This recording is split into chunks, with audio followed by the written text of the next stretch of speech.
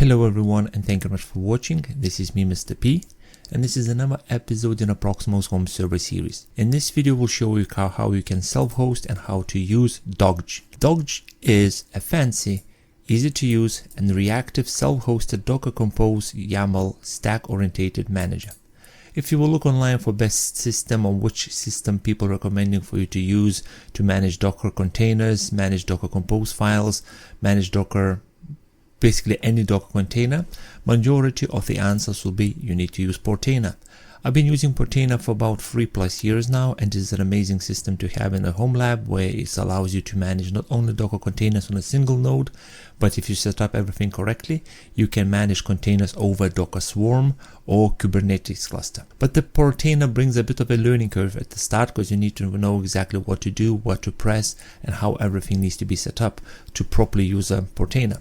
And for, let's say you are a beginner, you just want to go and start using Docker containers for your home lab, but the Portainer turns out to be a bit of overwhelming for you to use straight away.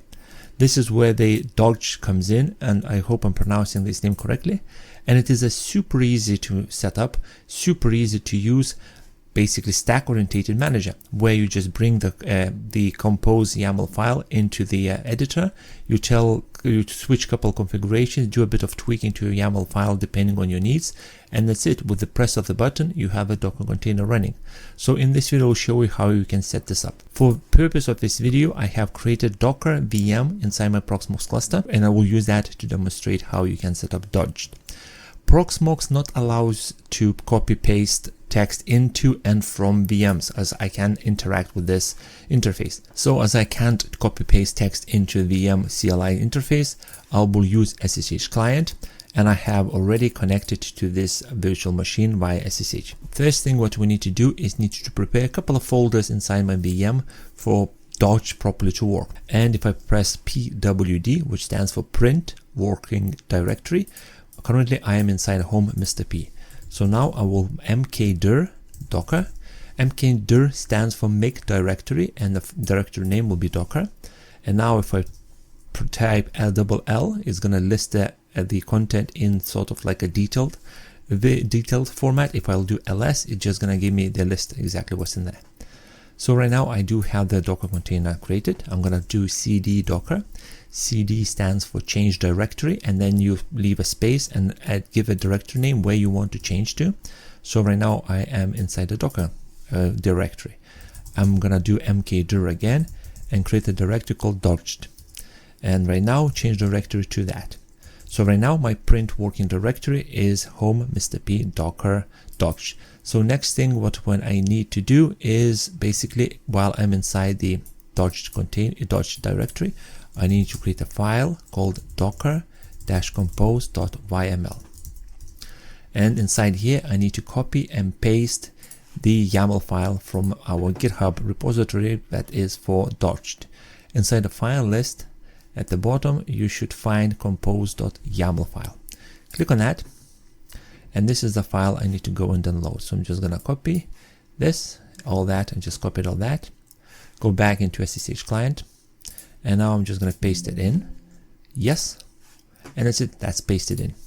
So now what I'm going to do is from a top down, we'll explain what each line does. So we're going to use Docker Compose 3.8 version of this Docker Compose file. We will create a service by the name of Dockge. We're going to use this image. And straight away, instead of semicolon 1, I would like to delete that, and I will instruct Docker to use the latest. If you don't put anything here after this, what it does by default is adds semicolon latest, like that. It automatically adds that. So if I can go and leave like this or delete that, it's basically it's exactly the same thing. So I'm just going to leave like this, and it's going to automatically pick up the latest version. About almost, I would say 98%, 99% Docker containers hosted inside hub.docker.com. Pretty much they all have tag latest. At the very specific configurations, some of them won't gonna have that, and instead of that, it's gonna have a versioning depending on the versions. Like for example, if you're setting up MySQL Docker container, I do believe pretty much all of them are depending on a tag versioning tag or tag with a version number instead of just latest. Next, restart is going to say unless stopped. I'm going to delete that. Unless stopped stands for that is the container or Docker will try to keep this container up and running, and unless you as an admin will instruct Docker to stop this container. And when you stop the container, restart process will be overwritten by your command to stop the container, and the container won't start automatically. I'm just going to type always. That means that regardless what I'm doing with this container, am I stopping, am I not stopping, am I restarting virtual machine, Docker will try to keep this container up and running. One thing is missing from here is container name. By default, Docker will create some random name for this container. I don't like that. I just like to give it a proper name. So instead of random name or something, I'm going to say that this container name will be Dockge. Ports, the number on the left represents the port on the host, and number on the right represents port inside the Docker container. You need to make sure that the number on the left is not already being used with other containers. As I'm setting up the very first container inside this virtual machine, 5001, I have a 100% chance that this port is empty. It means it's not being used. If you have something running at port 5001, you can choose that to 5002, 3, 4, 1, 2, 3 or something, doesn't matter, as long as the port is empty and is not being used by other services. You can't use port 21, for example, for FTP, or port 22 for SSH. You need to go, I would say, above excuse me, above ports 2000 or so, and then you just pick one of them. You can even go in here, tell the port number is 13,000. I'm going to leave 5001. Volume, the first line represents where the Docker is being, where the magic files or the old Docker files that creates all the magic for Docker to work, located on a host, needs to be mapped to the container side. This line is very important, and don't mess with this line. It needs to be stayed like this. Do not edit this line. One below, this is where we can edit the line. It tells that Docker, the Dockge will keep the data files will be linked to the on the host side /data. /, means current folder with subfolder data. I can leave that, or can tell to move somewhere else. I'm going to leave it as it is, and I like to keep the data in the same place. The red line is just a space left, so I'm going to delete that. If you want to use private Docker registries, let's say you have a Docker image uploaded to a hub.docker.com that is private or behind the password, behind the authentication process, you need to pass the Docker credentials folder to this container. I don't use that, so I'm not going to tinker that in any way. And the next one is stacks directory, and it says read it carefully, and please do, this part is very important, as when I was setting up Dockge for the very first time, I just ignored all that and I messed up a bit. But basically what they're telling you is you need to use the full path instead of a relative path. That means I can't do like this. I can't just do dot stacks. I need to actually give the full path, and I don't want to actually store there. Where I want them to be inside home, Mr. P, Docker. This is where I want the Dockge to store the stacks. And what I mean by stacks is that when the Dockge will start the new container, it automatically will create a folder inside this location with the name of the stack. And I'll show you in a couple of minutes what all this looks like when you're setting up. And the next one is here as well. You need to change the line. So you change the name here, and you change the name here. So 2 lines you need to amend. Once everything is amended, I'm going to press Ctrl X to close, Y to save, and Enter to confirm. And that's it. This is ready to go. But this VM is freshly set up. I haven't installed anything to this VM. So first thing what I need to do is update, upgrade, install Docker compose file. And I'll show you how we can do all that in one line. So I'm going to tell that I'm going to use sudo, which stands for super user do, apt install. $& means that once the first command is finished, I would like to run this command, which is apt upgrade, and actually this needs to be sudo too. Next one, I'm going to say sudo apt install docker.io docker-compose-y.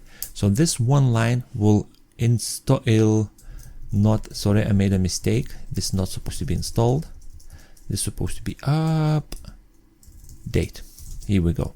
So I'm instructing that sudo apt update all the reports, all the packages, then upgrade them, then install Docker and Docker compose file, and press enter. It's going to ask me for my user password. Enter. And right now, all this is going to be done in that order. First, It's updating all the repository links, checking if all the new packages available to be upgraded. Once it's done that, it's going to start upgrading the packages. When it's done that, it's going to install the Docker and Docker Compose for me. So we'll be back when all this is done. And here we are, everything is installed. To check if the Docker is working, I can just type Docker and press enter. I will get helpline or Docker-v, Docker space -v, and it will give me a Docker version. And then if I type Docker-compose, I get the help output, and I do believe you can do Docker-v as well, Docker compose space -v, sorry, and it will give you Docker Compose version. So this is all working. So I do have a Docker and Docker Compose installed, and my current working directory is where the Dockge Compose file is listed. So if I'm going to do L, this is the file location. So now I can start this Docker Compose file, or I can instruct Docker Compose to start this Docker container for me. To do that, I need to type sudo. I need to type sudo because I'm a user, and Docker interaction is happening only on the root level or sudo level. So as a user, I need to type sudo docker-compose space up-d, which stands for super user do initiate Docker Compose file, which will go and scan the current working directory for this file. As soon as this file is detected, it will try to start the container and it will run in detach mode, which means that I won't gonna see all the output. It's just gonna have happen all this in the background. So press enter. It's not asking me for the sudo, the user password, as I already entered the password during update and upgrade process. So right now what the Docker is doing is going and pulling this image. And because I haven't stated what version I want, it automatically went and picked up the latest version. And it's loaded all the parts of this container. And right now it's just starting the container for me. And as you can see, it says creating Dockge done. If I haven't given a container name, in here I will see some random name showing up.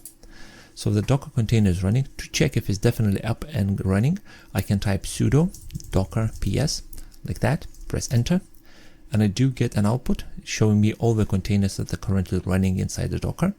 At this moment I have only one container. This is container ID. Then I have an image that is being used to create this container.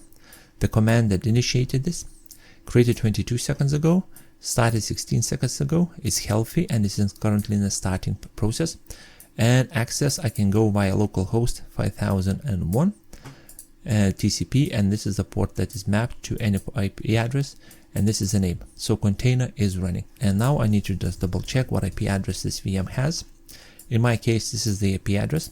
If you get a big list of stuff and you don't know where to look for, you can type this command in another way. You can type IP space A space vertical line grep, and then give it a, let's say, your local IP address list.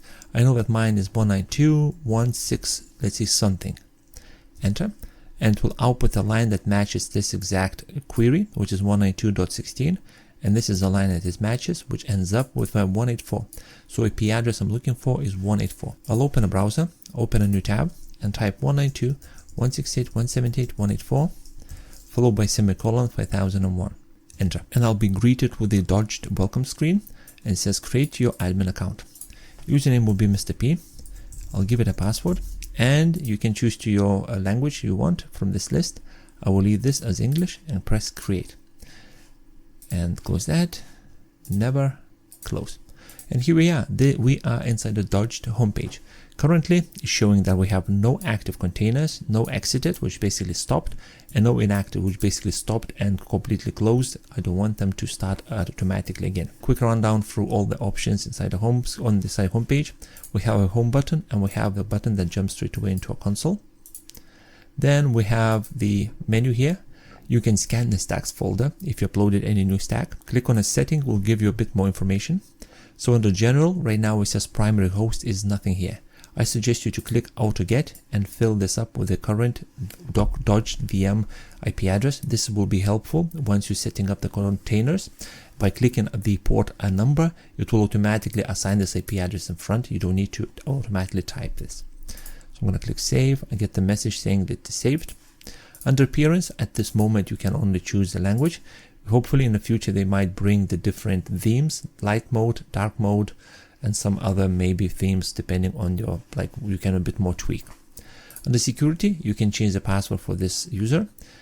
as you can see here, and you can disable the authentication completely. And about is basically more information about this project and the check for updates in a GitHub repository. I'm just gonna go click on the home.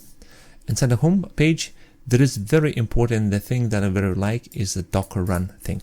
Let's say somebody gives you a Docker run command. Docker run command is basically one line command that initiates everything. What we use here is a Docker compose file, which is basically, it extracts line by line what it needs to do, and it needs to be formatted in very specific way with the amount of indentations. Like you see, this indentation is this indentation is twice as long than this, and etc. And this indentation is the same as this. So it's very important Docker compose file to indentations to be exactly that. Docker run command is pretty much one line command. So for example, if somebody sends you a Docker run command to start the container, I'm just going to type hello world. Hello world is like a demo container created by Docker.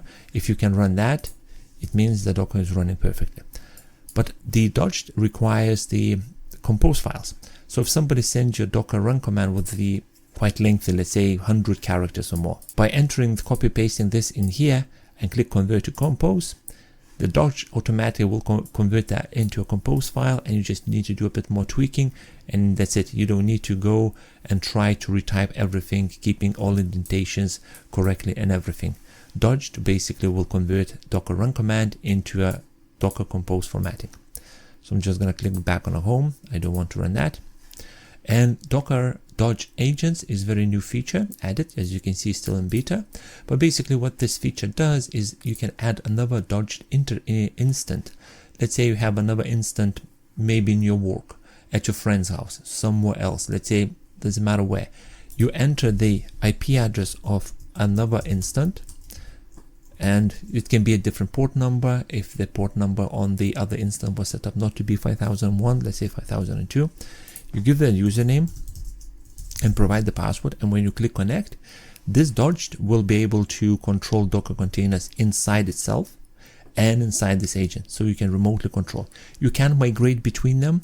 It's not like you're controlling a cluster and you can migrate Docker containers between them like you would do with a Portainer, but it's very useful. This is very useful to have. And on the left hand side, there is a big button that says compose, which is basically initiates a new container, and this list will contain all the containers. So it gives you a suggestion: compose your first stack. You can click on that, or you can click on this button.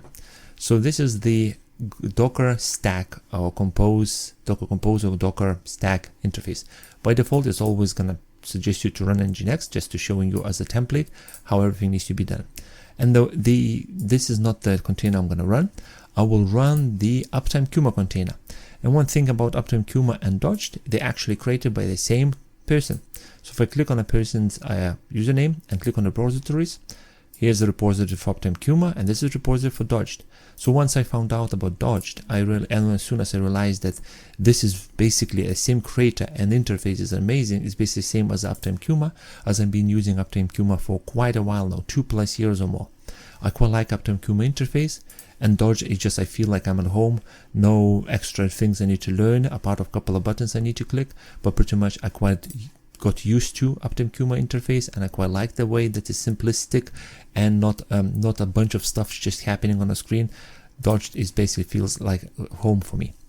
So this is what we're going to do. We're going to run Uptime Kuma. So I'm going to look for compose.yaml file, and this is a file I need to basically compose file I need to pick or copy to run it.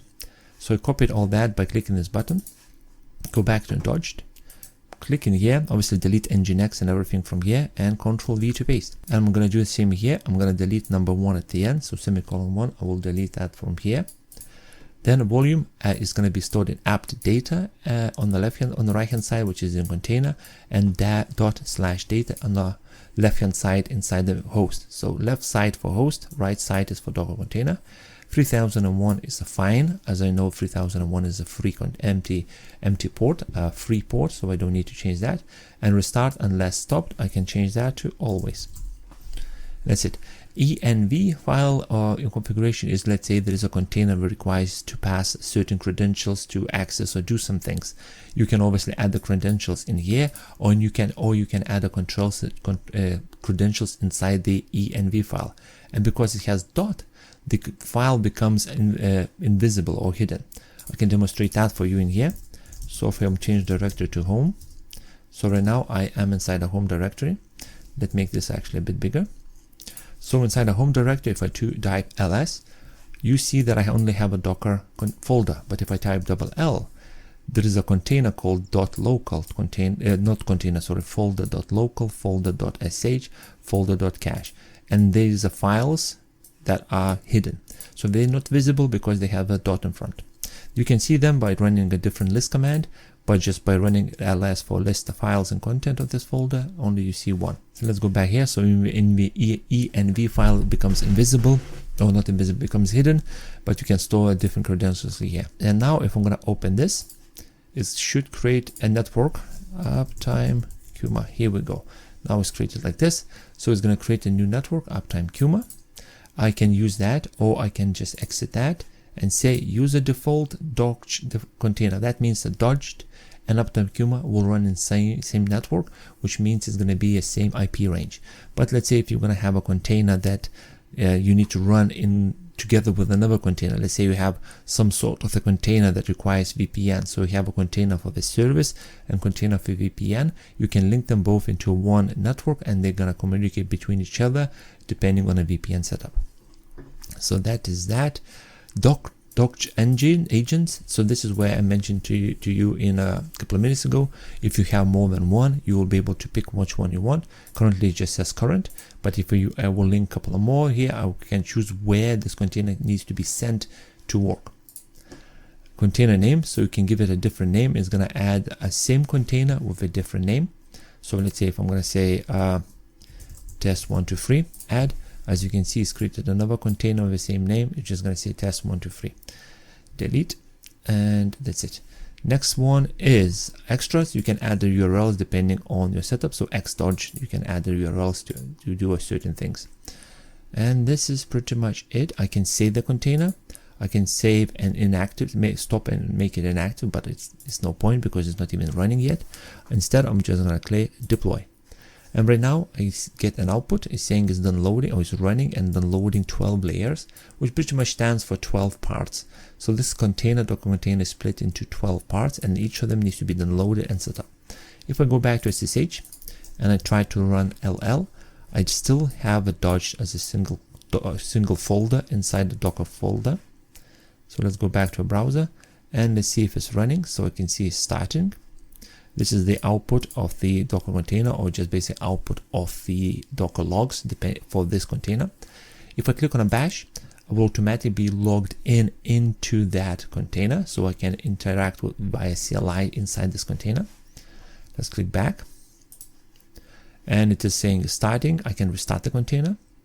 I can update the container. If the container received updates, I just click this button and the Docker Dockge will go and fetch the newest version of this Docker container image and just basically redeploy.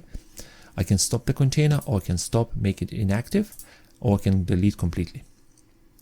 So let's see what's happening. It's still running. Let's try to click on this port. And as you can see on the bottom left hand corner, if I mouse over this, pops up the IP address, and if I click on this, it automatically assigns the IP address which we added in here. Let's go back. Uptime Kuma, it's all running. So right now I'm inside the Uptime Kuma. I'm just gonna do the same thing. As you can see, it's the same welcome screen, just a different color. Let's close all that, and here we go. I am inside Uptime Kuma, and I'll add straight away one monitoring, which is gonna be ping. Friendly name will be Google.